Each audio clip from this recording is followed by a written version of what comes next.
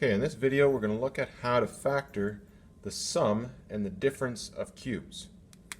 Okay, so this is the situation we've got. So something that looks like x cubed minus a cubed is the difference of cubes, and x cubed plus a cubed, well, that would be the sum of cubes.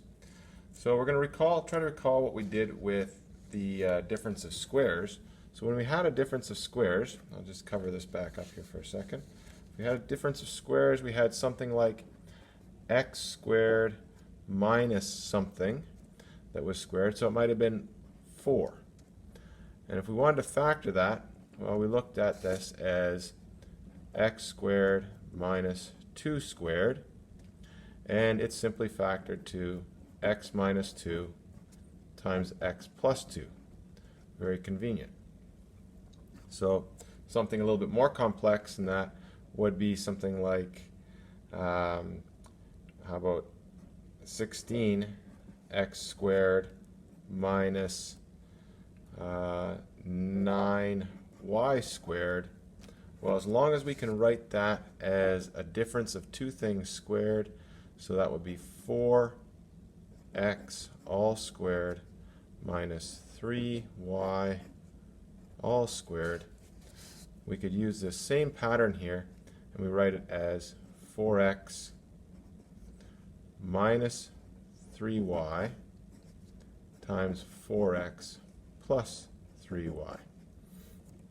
Okay, so generally we would have something like a squared minus b squared equaled a minus b times a plus b. So that's the general form of a difference of squares. But nice if we had a sum of squares that we could factor. That's not the case though. So a squared plus b squared does not factor. Okay, so there's nothing that you can do with that. Now, one of the reasons is if you look at the function f of x equals x squared plus, say, 4, if you look at that, that graph is a parabola that opens up and never crosses the x-axis.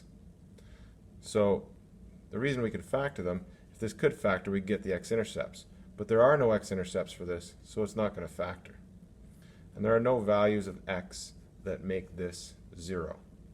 Okay, this squared is always going to be positive, plus 4 is going to be greater than 0. So you cannot factor a sum of squares. But with cubes, it's a different story. Okay, so we're going to look at the sum and difference of cubes here. First of all, difference of cubes. X squared minus a cubed, x cubed minus a cubed, we're going to call that p of x. We're going to use our factor theorem to try and factor this, so we need a value of x to sub in here that would make this 0. Okay, and then we can get a factor. So if I do p of a, then a cubed minus a cubed equals 0. And that applies that we have a factor of x minus a using our factor theorem. Okay, then if we factor it, p of x is going to be x minus a times some quotient if we do this long division. Okay, so x minus a times this will equal what's under the division. Okay, when you factor that, you got to do the long division. You can do synthetic as well, and this is what you get.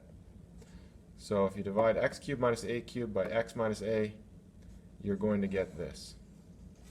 So you can pause this and try this long division for yourself and see if it works out. So that means we get this division statement. P of x, okay, which is x cubed minus a cubed, equals x minus a times this quadratic. Now that doesn't factor. Okay, you can check that using the discriminant from the quadratic formula, but it will never factor. So this is the best you can get for factoring a difference of cubes. Okay. Now an example. So if we've got something like x cubed minus 27, well, 27 is a number cubed. So that's going to be x cubed minus 3 cubed. We now have something that looks like this. Okay, so pause the video and see if you can get it in, fit it into that formula.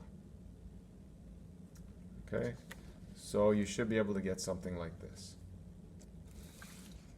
Okay, so it's the x cubed minus 3 cubed.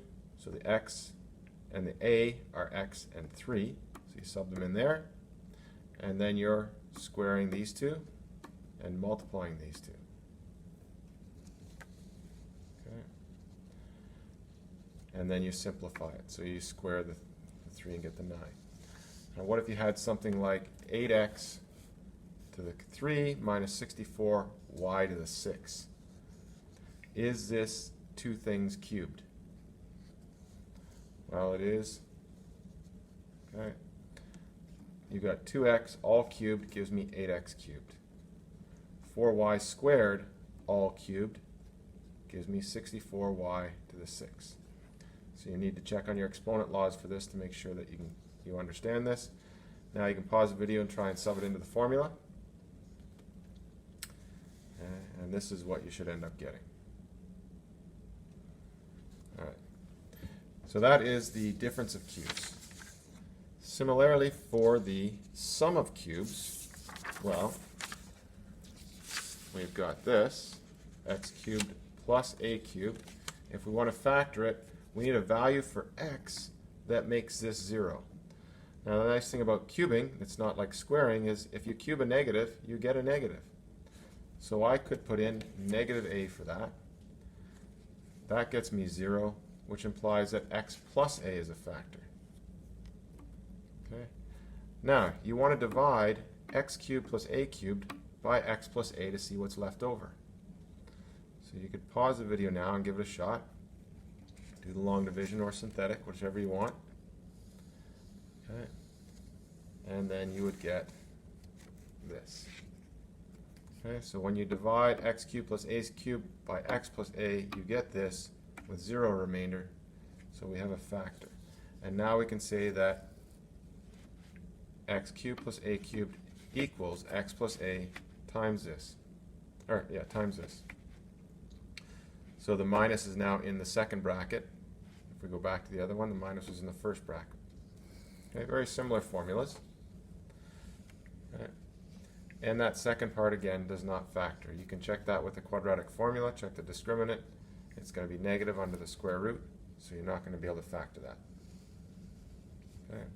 Now, here is an example similar to the one we did before.